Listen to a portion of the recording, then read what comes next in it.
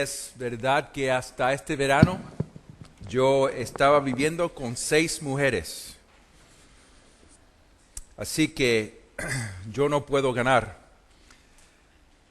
pero es un gran orgullo ah, ser padre de 5 hijas.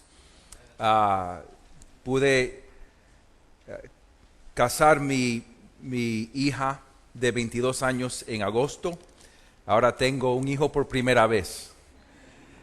Ah, Hace unos años mis 5 hijas querían un hermano y les compré un perro y lo llamaron Hermanito, porque yo creo que ellas sabían que esa era la única manera que iban a tener un hermano. Yo nací en Puerto Rico, viví ahí por casi 8 años. Mi papá estaba en la política y no sé si conocen la política en Puerto Rico, pero la política en Puerto Rico es muy dividida, pero por 3 grupos. Hay un grupo que quieren ser un estado con los Estados Unidos. Hay un grupo que quieren quedarse como están, recibiendo todos los beneficios de los Estados Unidos sin pagar. Y hay otro grupo que quiere independencia. Mi papá estaba con el grupo que quería ser Estado, pero la política era bien fuerte. Una noche cuando estábamos pequeños, tenía como 6 o 7 años, salíamos del cine y mi papá era tan fanático que pintó el carro el color de su partido. Así que se conocía el carro donde estábamos en el pueblito de nosotros, en Levittown, que es al oeste de San Juan.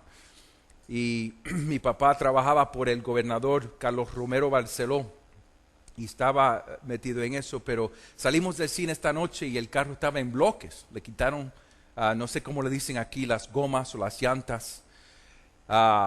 Y una noche estaban llevando a mi mamá y mi mamá estaba llorando.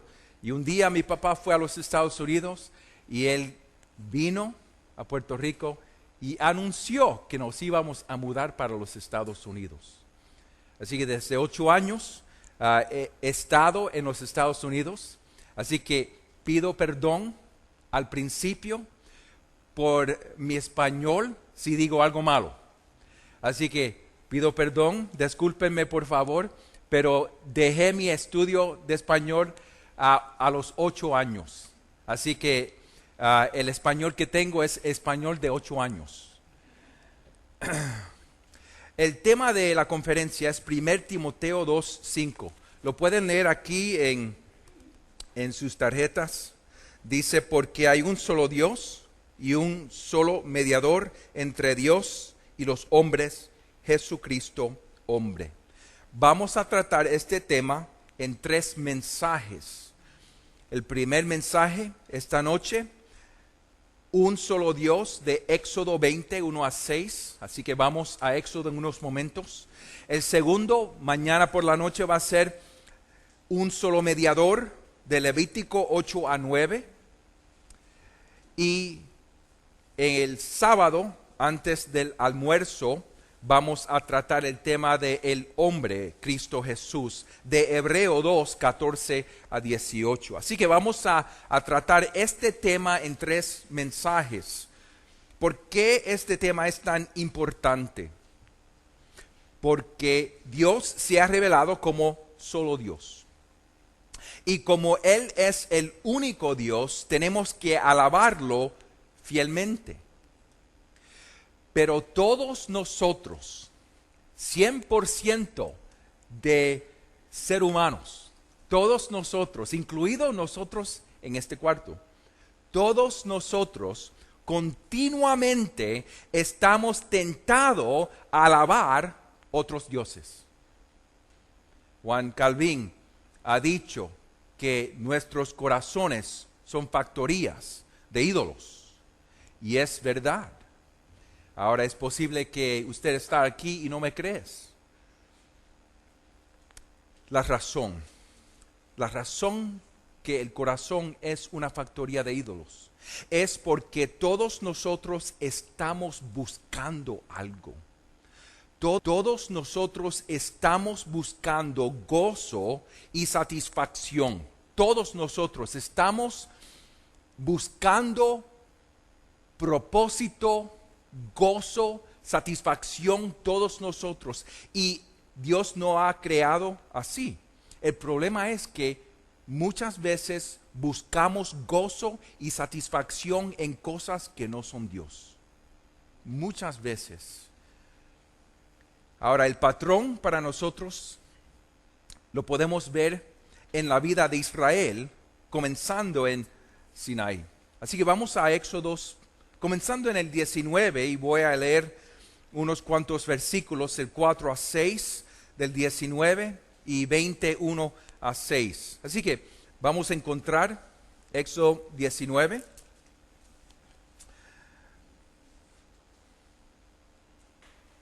Y a honrar el Señor y su palabra, vamos a ponernos de pies. Éxodo 19, 4 a 6 y 21 a 6.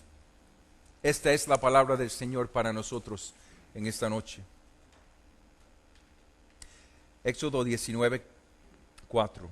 Vosotros habéis visto lo que he hecho a los egipcios, y cómo os he tomado sobre alas de águilas y os he traído a mí. Ahora pues, si en verdad escucháis mi voz y guardáis mi pacto, seréis mi especial tesoro entre todos los pueblos, porque mía es toda la tierra. Y vosotros seréis para mí un reino de sacerdotes y una nación santa. Estas son las palabras que dirás a los hijos de Israel. Éxodo 20, 1 a 6. Y habló Dios todas estas palabras diciendo: Yo soy el Señor tu Dios, que te saqué de la tierra de Egipto, de la casa de servidumbre. No tendrás otros dioses delante de mí. No te harás ídolo, ni semejanza alguno de lo que está arriba en el cielo, ni abajo en la tierra, ni en las aguas debajo de la tierra. No los adorarás, ni los servirás, porque yo, el Señor, tu Dios, soy Dios celoso, que castigo la iniquidad de los padres sobre los hijos hasta la tercera y cuarta generación de los que me aborrecen. Y muestro misericordia a millares, a los que me aman y guardan mis mandamientos. Vamos a orar. Querido Señor, ahora te pedimos ayuda. Espíritu Santo, enséñanos ahora. Por tu gracia y misericordia, Padre nuestro, ayúdanos a ver a Cristo. En el nombre de Cristo oramos. Amén. Se pueden sentar. Ahora, en hebreo no se dice los 10 mandamientos, se dicen las 10 palabras, porque eso es lo que son 10 palabras. Ahora, ¿cuál es el contexto de las 10 palabras? El contexto realmente es el carácter de Dios y la salvación, la redención de Egipto. Este es el contexto. Es importante porque fuera de este contexto vemos a la ley como un legalismo.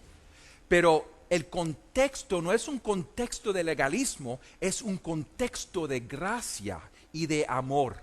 Así que lo que vemos aquí, el contexto de las 10 palabras, de los mandamientos, de la ley que el Señor le dio a Moisés, es primero la misericordia del Señor. Dios es misericordioso. Eso lo vemos porque Él fue el que inició la relación con su pueblo. Él fue el que inició la salvación. Eso lo vemos en Éxodo 19, 4 y 5. Vosotros habéis visto lo que he hecho a los egipcios, y como os he tomado sobre alas de águilas y os he traído a mí. Él fue el que los buscó, Él fue el que los rescató, Él fue el que los salvó y los trajo a su montaña, y ahora le va a dar su ley. Él no dijo: si obedeces mi ley, te saco de Egipto. Él los sacó de Egipto y le dio su ley. El contexto es un contexto de misericordia y de gracia. El Señor escogió a Israel de todas las naciones de la tierra, manteniendo sus promesas a Abraham. El Señor reveló su nombre a Moisés e Israel, lo que indica que Él era el santo y soberano. El Señor revela a través de sus acciones que Él era santo y soberano. Este es el contexto. El Dios soberano y santo que ha salvado a su pueblo, ahora prepara a Israel para ser su pueblo. Y vemos ahí que Dios es santo. Y así que Él revela a su pueblo la santidad que Él requiere de ellos. Y aquí lo vemos en versículos 5 y 6. Ahora pues, si en verdad escucháis mi voz y guardáis mi pacto, seréis mi especial tesoro entre todos los pueblos, porque mía es toda la tierra.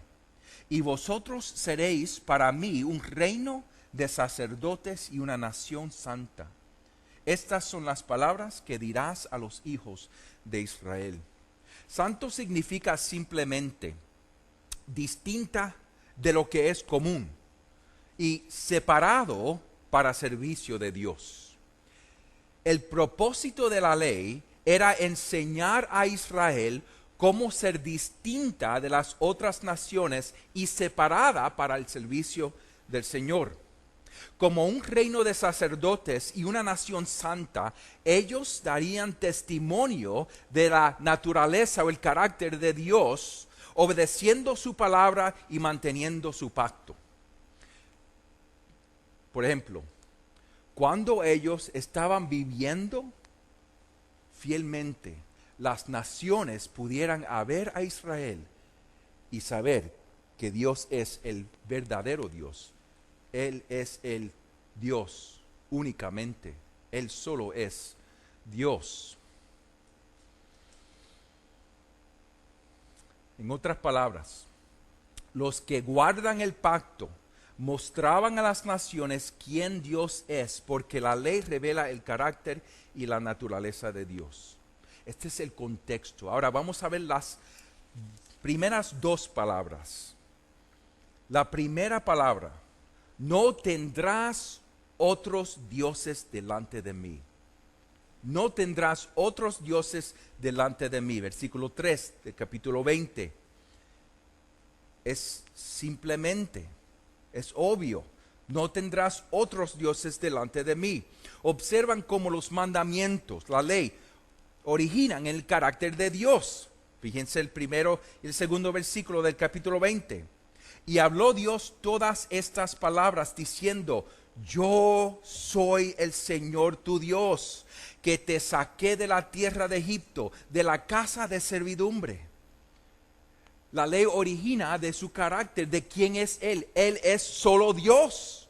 Así que tienen que responder a Él de esta manera, fielmente, a obedecerlo.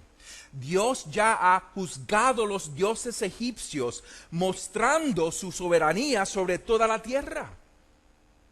Él mostró que Él es Dios. Él solo es Dios, no los dioses de los egipcios. En el antiguo cercano oriente, ellos creían que los dioses eran territorial. Por ejemplo, habían los dioses de Córdoba. Y cuando uno sale de Córdoba, va a los dioses de la próxima ciudad. Buenos Aires tiene sus dioses. Y el pensamiento era que esos dioses eran soberanos sobre su territorio. A juzgar los dioses de Egipto, Él estaba enseñando que Él solo es Dios y es soberano sobre toda la tierra. Así que Él le estaba enseñando a ellos, al juzgar los dioses egipcios, que Él es soberano sobre los egipcios, los judíos, todos, porque hay un solo Dios. Y porque hay un solo Dios, estaban prohibidos adorar o servir otros dioses. Eso es obvio, ¿verdad? Porque hay un solo Dios. No se puede alabar a otros dioses. Este mandamiento requiere que Israel fuera diferente de las naciones, porque las naciones creían en muchos dioses. Ellos estaban a punto de entrar en una tierra donde las naciones adoraban muchos dioses. La soberanía de Dios sobre Egipto y sus dioses debía de habido preparar a Israel para habitar Canaán. Este mandamiento se convirtió en una confesión de Israel, la Shema. En Deuteronomio 6, 4 y 5, la palabra dice: escucha, oh Israel, el Señor es nuestro Dios, el Señor uno es. Amarás al Señor tu Dios con todo tu corazón, con toda tu alma y con toda tu fuerza. Así que no es simplemente que debemos de amarlo y servirlo, pero que debemos amarlo y servirlo con todo nuestro corazón. Con todo nuestro corazón. ¿Pero cómo? Obedeciendo su palabra y manteniendo su pacto. Eso es lo que dice el Señor en Éxodo 19 y versículo 5. Ahora pues, si es verdad escucháis mi voz y guardáis mi pacto, seréis mi especial tesoro entre todos los pueblos, porque mía es toda la tierra. En otras palabras, la obediencia a Dios y sus mandamientos fluye de la fe y del amor.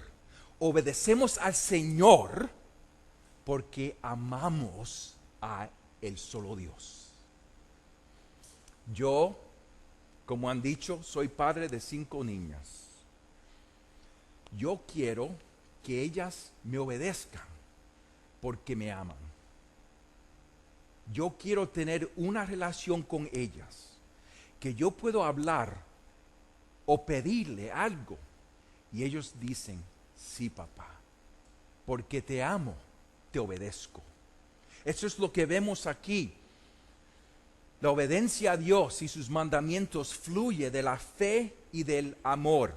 La ley no era legalismo, era una expresión de amor a nuestro Dios. Esto es importante, lo vamos a ver en el nuevo pacto. Hay un solo Dios y si lo amamos, no vamos a tener otros dioses delante de Él. No tendrás otros dioses delante de mí. Esa es la primera palabra. La segunda palabra: no harás para ti un ídolo. No harás para ti un ídolo. Una relación de pacto requiere fidelidad exclusiva. El segundo mandamiento fluye desde el primero. Por ejemplo, lo explica en más detalle. No tendrás otros dioses delante de mí. No te harás ídolo, ni semejanza alguna de lo que está arriba en el cielo, ni abajo en la tierra, ni en las aguas debajo de la tierra. Imagínense un matrimonio. El matrimonio es un pacto exclusivo. El matrimonio es un hombre y una mujer en un pacto, y ese pacto no se puede violar con otra persona. Y el matrimonio es una imagen que el Señor mismo usa para explicar su relación con su pueblo. Lo vemos en Ezequiel 16, cuando Él encuentra a Israel en su sangre. Y ella crece y Él la limpia. Y entonces Él se compromete a ella. Lo vemos en Ezequiel 23, cuando Israel va para otros dioses. Lo vemos en Oseas 1-3. Lo vemos sobre la Biblia, que una imagen que usa el Señor para su relación con su pueblo es que Él es el marido y Israel es su mujer. y es un pacto exclusivo. Así que es importante entender lo que está comunicando el Señor aquí. Este mandamiento prohíbe la adoración equivocada del verdadero Dios. No es posible amar o tratar de alabar el Dios verdadero equivocadamente. Y esto lo vemos aquí en Éxodo 32, ¿verdad? Fíjense ahí, vamos a Éxodo 32 rápidamente. En Éxodo 32, versículo 1 a 5, dice: cuando el pueblo vio que Moisés tardaba en bajar del monte, la gente se congregó alrededor de Aarón y le dijeron: levántate, haznos un Dios que vaya delante de nosotros. En cuanto a este Moisés, el hombre que nos sacó de la tierra de Egipto, no sabemos qué le haya acontecido. Y Aarón les dijo: quitad los pendientes de oro de las orejas de vuestras mujeres, de vuestros hijos y de vuestras hijas, y traédmelos. Entonces todo el pueblo se quitó los pendientes de oro que tenían en las orejas y los llevaron a Aarón. Y él los tomó de sus manos y les dio forma con buril, e hizo de ellos un becerro de fundición. Y ellos dijeron: este es tu Dios, Israel, que te ha sacado de la tierra de Egipto. Estaban alabando a Yahweh, pero equivocadamente. No estaban alabando el Dios verdadero verdaderamente. Están equivocados. Cuando Aarón vio esto, edificó un altar delante del becerro. Y Aarón hizo una proclama diciendo: mañana será fiesta para el Señor. Este mandamiento prohíbe esto mismo. Este mandamiento prohíbe la adoración equivocada del verdadero Dios, pero también prohíbe la adoración de ídolos. Fíjense en Éxodo 19, en versículo 5. Dice: no los adorarás ni los servirás, porque yo, el Señor tu Dios, soy Dios celoso, que castigo la iniquidad de los padres sobre los hijos hasta la tercera y cuarta generación de los que me aborrecen. Aquí vemos que no debemos de hacer ídolos. Esta iba a ser la prueba más grande de Israel. Esta misma prueba. De hecho, se evaluaron los reyes de Israel basado en la fidelidad al único Dios verdadero. ¿Ustedes entienden por qué David, el rey, se conoció como un hombre acerca del corazón de Dios? Porque él pecó mucho, ¿verdad? Porque David nunca alabó otro Dios. Él siempre siguió fiel al un Dios, y cuando pecó se arrepintió, pero él siempre alabó a Yahweh. Él siempre estaba fiel al un solo Dios. Ahora, es importante preguntar: ¿qué es un ídolo? Tenemos que distinguir la idolatría obvia y la idolatría secreta, o la idolatría de la alma. La idolatría obvia es lo que entendemos aquí primeramente.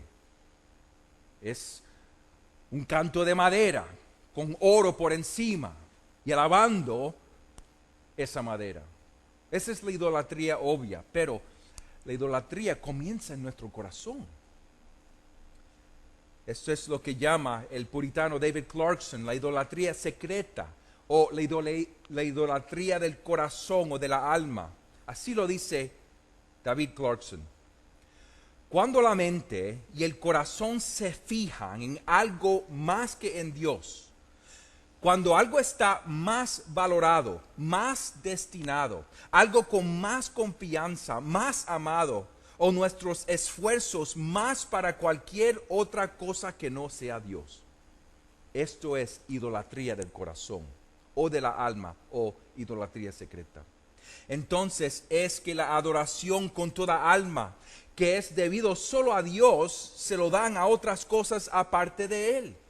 Y esto es tan cierto como la idolatría abominable, ya que la primera, la idolatría obvia, aunque no es tan abierto, discernible, ni mucho observado. El pastor Tim Keller lo dice así: un Dios falso es todo lo que es tan importante y esencial para la vida que en caso de perderlo, tu vida se sentiría que no vale la pena vivir. Sigue Tim Keller: si algo se vuelve más fundamental que Dios para su felicidad, su sentido de la vida y la identidad, entonces es un ídolo. Un teólogo, Brian Rossner, lo dice así: un Dios es lo que uno ama, en lo que uno confía y sirve sobre todo lo demás. ¿Cómo se puede ver un ídolo en nuestra vida? ¿Cómo pueden ver cualquier cosa puede convertirse en un ídolo? Y eso es importante para nosotros poder entender. Ahora podemos confesar que alabamos un solo Dios. Yo no soy idólatra, pero cuando comenzamos a evaluar nuestros corazones y a entender nuestros corazones, podemos ver que hay muchas cosas en nuestras vidas que se pueden convertir en ídolos. Así que tenemos que entender cómo podemos identificar nosotros nuestros ídolos. ¿Cómo se puede identificar y exponer a los ídolos en nuestros corazones? Yo creo que David Clarkson mismo en su enseñanza nos da unas preguntas. Les quiero dar unas preguntas para poder evaluar y exponer sus ídolos. Esta es la primera pregunta. ¿Qué es lo que ocupa su mente? ¿Qué es lo que ocupa su corazón más que Dios? ¿Qué es esa cosa que siempre estás pensando de esa cosa antes de Dios? A lo mejor eres un joven, estás preocupada o preocupado a buscar un esposo o una esposa. Y eso es lo que estás buscando más de Dios. Es posible que estás buscando una carrera y para ti eso es más importante que Dios. No sé cómo son las cosas aquí, esta es mi primera visita, pero en los Estados Unidos yo sé que hay muchos que alaban a deportes. Es posible que aquí, que fútbol es un Dios. Obviamente hay muchos que buscan el dinero, que su mente siempre está en el dinero, que lo primero que hacen cuando se despiertan es que abren el periódico a ver cómo está la economía y abren su cuenta en la computadora a ver cuánto dinero tienen todavía o ven diferentes cosas a ver antes de abrir la palabra. Es posible que el entretenimiento es nuestro Dios para algunos de nosotros. La comida es nuestro Dios. O la escuela. Esta es otra pregunta que nos ayuda a evaluar y exponer. ¿Dónde estás gastando su dinero? ¿Y dónde está gastando su tiempo? ¿En dónde está su corazón? Pregunta Jesús en Mateo 6 y 2. Fíjense, saquen cuenta de su dinero. Hagan un presupuesto. A ver, ¿para dónde va mi dinero? Y Jesús dice, ahí está mi corazón. Así que nos tenemos que evaluar lo que ocupa nuestra mente. ¿Qué valora más que a Dios? Esta es otra pregunta. ¿Qué valoras más que a Dios? ¿Valora lo que otros piensan de ti más de lo que Dios piensa de ti? Clarkson de nuevo dice así: lo que más valoramos hacemos nuestro Dios, y si otras cosas son de mayor estima o de mayor valor, somos idólatras.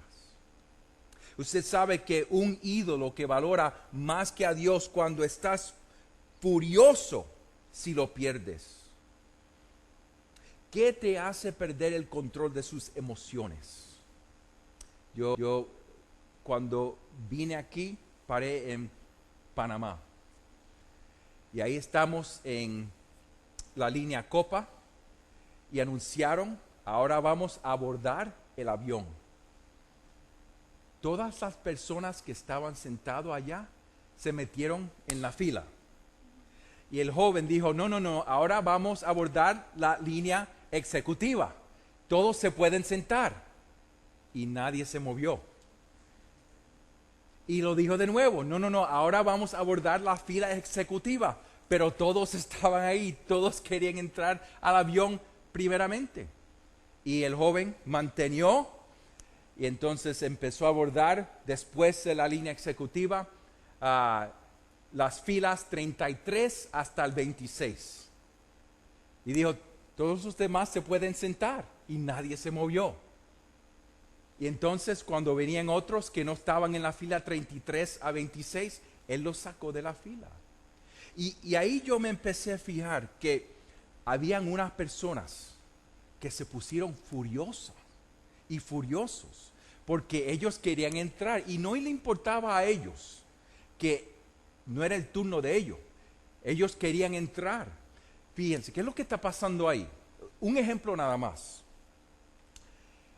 Eso es un ejemplo que nosotros creemos que somos la persona más importante en el mundo. Y mi tiempo es el tiempo más importante de todos. A mí no me importa que tú eres en clase ejecutiva o en la fila 33 o 27. Yo soy Juan Sánchez. ¿No me conoces? Yo tengo que ir primero. Ese pensamiento lo que nos enseña es que nuestros corazones están tan revueltos en pecado y en nosotros mismos que nosotros nos podemos ahí. ¿Y qué es lo que hacemos? Nosotros mismos somos nuestros ídolos. Y todos nos tienen que alabar. Todos tienen que alabarme a mí. Así que salgan del frente de mí porque aquí vengo yo.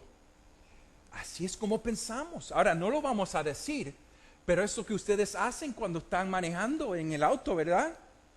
Es la misma cosa. Yo soy el más importante. Salgan de mí.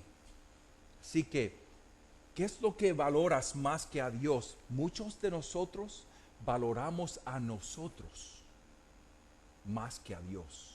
Muchos de nosotros valoramos a nosotros más que a Dios. Otra pregunta.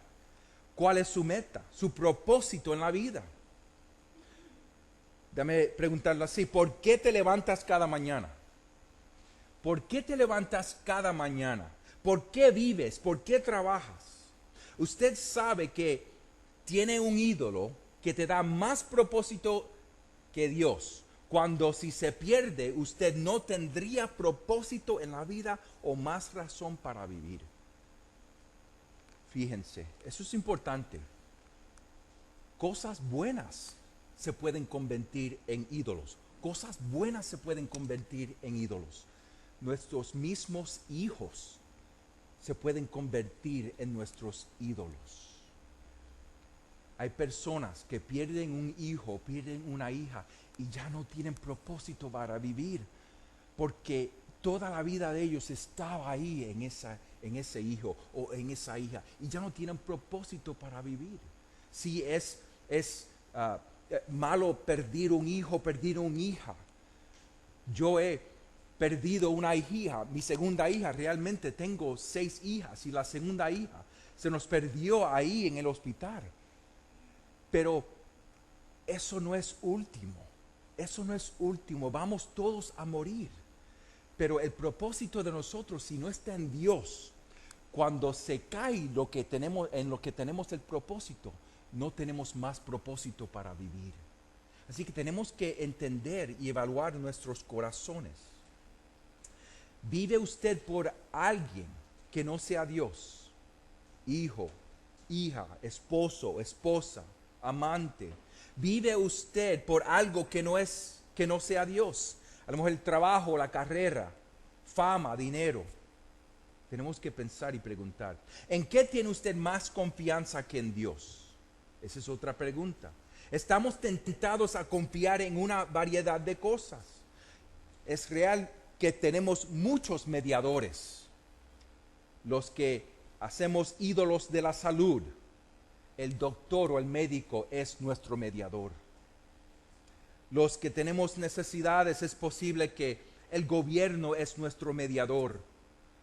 Es posible que una persona cree que se tiene que casar y el matrimonio es su ídolo y su esposo o su esposa es su mediador o lo que sea. Y también, ¿qué es lo que deseas más que a Dios? ¿Qué es lo que deseas más que a Dios? Aquello que más amamos y más deseamos, eso es lo que adoramos y nuestro Dios. Lo que consume nuestro tiempo, nuestro dinero, eso es nuestro Dios. Aquí en los versículos 5 y 6 tenemos una advertencia y una promesa. Vamos a ver. Éxodo 20, 5 y 6. No los adorarás ni los servirás, porque yo, el Señor tu Dios, soy Dios celoso, que castigo la iniquidad. Aquí está la advertencia de los padres sobre los hijos hasta la tercera y cuarta generación de los que me aborrecen. El Antiguo Testamento registra las idolatrías desenfrenadas de Israel. Por lo tanto, Dios los sacó de su tierra y de su presencia. Pero también tenemos aquí una promesa en el versículo 6. Y muestro misericordia a millares, a los que me aman y guardan mis mandamientos. El propósito de la ley es que obedeciendo la ley y manteniendo el pacto, ellos enseñaban a las naciones quién era Dios, el solo Dios. Y pecaron y el Señor los sacó de su tierra y su presencia. Pero había un israelita que representó al pueblo de Dios con fidelidad. Vamos a Mateo 2. Vamos a Mateo 2.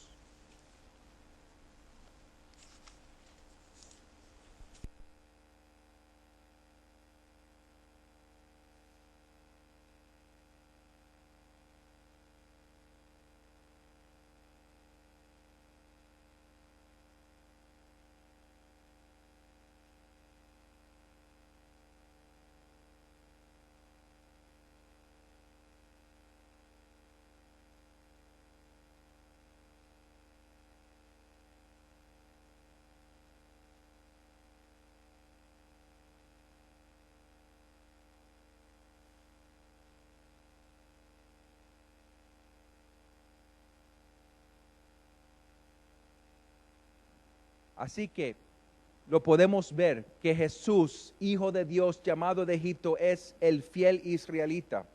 También vemos que Jesús, el verdadero Israel, que cruzó el Jordán en su bautismo en Mateo 3. También vemos que Jesús es el Israel fiel, que obedeció la palabra de Dios y mantuvo su pacto y venció la tentación. Vemos en Mateo 4 que Jesús guardó la palabra de Dios. Mateo 4 y 4 nos dice: pero él respondiendo dijo, escrito está, no solo de pan vivirá el hombre, sino de toda palabra que sale de la boca de Dios. Eso fue lo que le dijo Dios a ellos en Éxodo 19, que obedecieran la voz del Señor. Y Jesús guardó la palabra de Dios. Ahí está citando Deuteronomio 8 y 3. Jesús fue fiel en confiar en Dios. No probó el Señor. En Mateo 4 y 7 nos dice aquí también. Jesús le dijo, también está escrito, no tentarás al Señor tu Dios. Ahí citando Deuteronomio 6 y 16. ¿Se fijan lo que está haciendo Jesús? Jesús está repasando los pasos de Israel como el israelita fiel de Dios, que obedece el mandamiento y guarda el pacto. Jesús fue fiel al pacto, al servicio del único y verdadero Dios. Mateo 4, 8 al 11 nos dice: Otra vez el diablo le llevó a un monte muy alto y le mostró todos los reinos del mundo a la gloria de ellos. Y le dijo, todo esto te daré si postrándote me adorás. Entonces Jesús le dijo, vete, Satanás, porque escrito está, al Señor tu Dios adorarás y solo a Él servirás. El diablo entonces le dejó y aquí ángeles vinieron y le servían. Vemos que Jesús es el israelita fiel que obedeció la palabra y guardó el pacto del Señor. Israel no obedeció la palabra de Dios ni guardó el pacto, pero Jesús, el fiel y verdadero Israel, obedeció la palabra de Dios enteramente y mantuvo el pacto completamente, cumpliendo toda la justicia del Señor. Fíjense, Jesús es nuestra esperanza, porque nosotros somos idólatras. Nosotros somos idólatras y Jesús obedeció la ley del Señor. Él cumplió lo que requiere el Señor, obediencia perfecta de la ley, pero también Él cumplió lo que requiere el Señor, la multa de muerte para pecadores, para los que rompen la ley. Él cumplió la multa en su cuerpo. Ahora, a través de Cristo, todos los que creen pueden disfrutar de las bendiciones de ser el pueblo de Dios. Porque hay un solo Dios, nosotros tenemos el mismo propósito. Fíjense Mateo 22. En Mateo 22 nos dice la palabra en el versículo 36 a 40. Le preguntan a Jesús, Maestro, ¿cuál es el gran mandamiento de la ley? Y él le dijo, amarás al Señor tu Dios con todo tu corazón y con toda tu alma y con toda tu mente. Este es el grande y el primer mandamiento, y el segundo es semejante a este. Amarás a tu prójimo como a ti mismo. De estos dos mandamientos dependen toda la ley y los profetas. Porque hay un solo Dios, nuestro propósito es amar a Dios con todo corazón. Y la prueba para nosotros es que amamos. La prueba que amamos al único Dios, Él es amor de unos a otros. Fíjense en Romanos 13.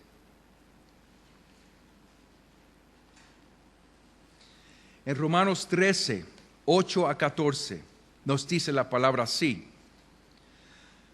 No debáis a nadie nada, sino el amaros unos a otros. Porque el que ama a su prójimo ha cumplido la ley. Porque esto, no cometerás adulterio, no matarás, no hurtarás, no codiciarás, y cualquier otro mandamiento en esta palabra se resume: amarás a tu prójimo como a ti mismo. El amor no hace mal al prójimo, por tanto el amor es el cumplimiento de la ley. ¿Cómo es que sabemos que tenemos un nuevo corazón? Porque las promesas del pacto nuevo son un nuevo corazón y el Espíritu de Jesucristo que nos causa a obedecer la ley, porque la ley es interna ahora. Y con nuevos corazones sabemos que amamos al solo Dios cuando nos amamos unos a otros. ¿Por qué puede decir Pablo esto? Ahí el amor no hace mal al prójimo, por tanto el amor es el cumplimiento de la ley. ¿Cómo puede decir que el amor de unos a otros es el cumplimiento de la ley? Si vemos que la ley nos dice que tenemos que amar a Dios y amar unos a otros, porque no podemos amar unos a otros si no amamos al solo Dios. El amor que tenemos para el solo Dios fluye. De ese amor fluye el amor de unos a otros. Vamos a 1 de Juan 4 y 7. 1 de Juan 4 y 7. Aquí nos enseña en la palabra.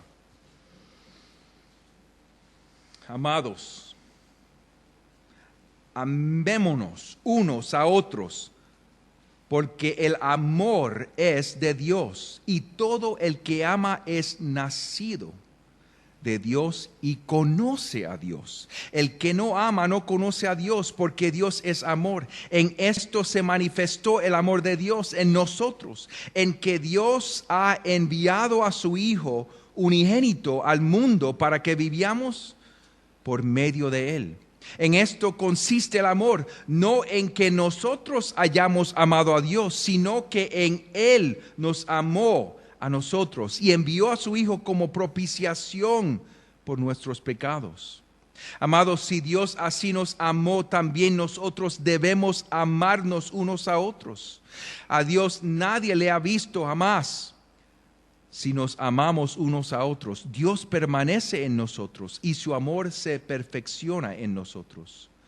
En esto sabemos que permanecemos en Él y Él en nosotros, en que nos ha dado de su Espíritu. Y nosotros hemos visto y damos testimonio de que el Padre envió al Hijo para ser el Salvador del mundo. Todo aquel que confiesa de que Jesús es el Hijo de Dios, Dios permanece en él y él en Dios. Y nosotros hemos llegado a conocer y hemos creído el amor que Dios tiene para nosotros. Dios es amor, y el que permanece en amor permanece en Dios y Dios permanece en él. En esto se perfecciona el amor en nosotros, para que tengamos confianza en el día del juicio, pues como Él es, así somos también nosotros en este mundo. En el amor no hay temor, sino que el perfecto amor echa fuera el temor, porque el temor involucra castigo, y el que teme no es hecho perfecto en el amor. Nosotros amamos porque Él nos amó primero. Si alguno dice yo amo a Dios y aborrece a su hermano, es un mentiroso, porque el que no ama a su hermano, a quien no ha visto, no puede amar a Dios a quien no ha visto. Y este mandamiento tenemos de Él: el que ama a Dios, ama también a su hermano. Esta es la ley. Cumplimos la ley amando unos a otros. Y esta es la prueba de nosotros. Nosotros como Israel somos infiel y rebelde, inclinados a crear nuestros propios ídolos en nuestros corazones. ¿Qué vamos a hacer? Primero, despiértense y examinen sus vidas para identificar y exponer nuestros ídolos. Eso es lo que dice Pablo a nosotros a 1 Corintios 10. Recuérdense de las preguntas. En segundo lugar, después de haber identificado nuestros ídolos, debemos huir de ellos, porque los idólatras no tienen lugar en el reino de Dios. Tenemos buenas noticias. Tenemos una promesa en el vuelo de los ídolos. 10 es fiel, dice Pablo en 1 Corintios 10. Pero también tenemos la promesa del perdón de pecados por Jesucristo. Ahora, vamos a confiar en Dios, vamos a amar a Dios, vamos a deleitarnos en Dios más que a nada ni a nadie. Y podemos porque tenemos nuevos corazones, tenemos el Espíritu y Dios nos causa a obedecer. Nosotros obedecemos porque amamos al solo Dios.